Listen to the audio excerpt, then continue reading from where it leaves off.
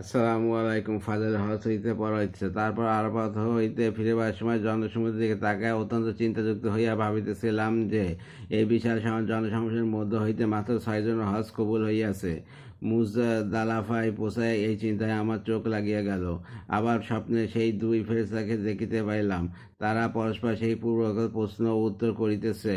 অথবা প্রশ্নকারী ফেরেশতা অপরজনকে বলিল, তুমি জানো কি আল্লাহ তাআলা কি ফয়সালা করিয়াছেন? দ্বিতীয়জন বলিল, না, আমি জানি না।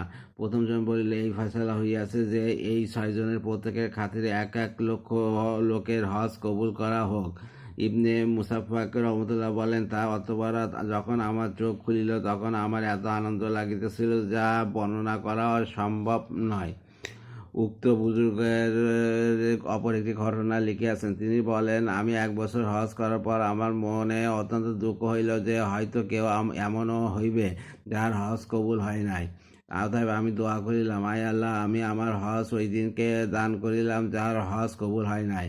রাউজুর রায়াহীন গ্রন্থে এই ঘটনার কিছু শব্দ কম বেশ উল্লেখ করা হইয়াছে।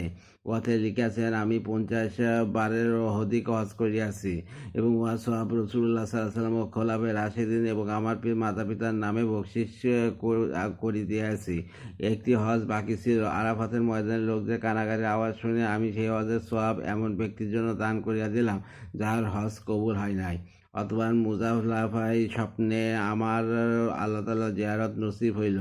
আল্লাহ তাআলা বললেন, হে আলী, তুমি আমার অপেক্ষা বেশি দানশীল হইতে চাও?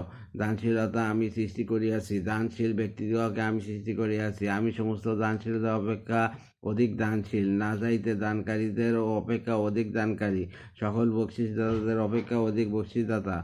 আমি যাদের হজ কবুল হইয়াছে তাদের ওসিলায় যাদের হজ কবুল হওয়ার যোগ্য নয় তাদের হজও কবুল করিয়া লইয়াছি।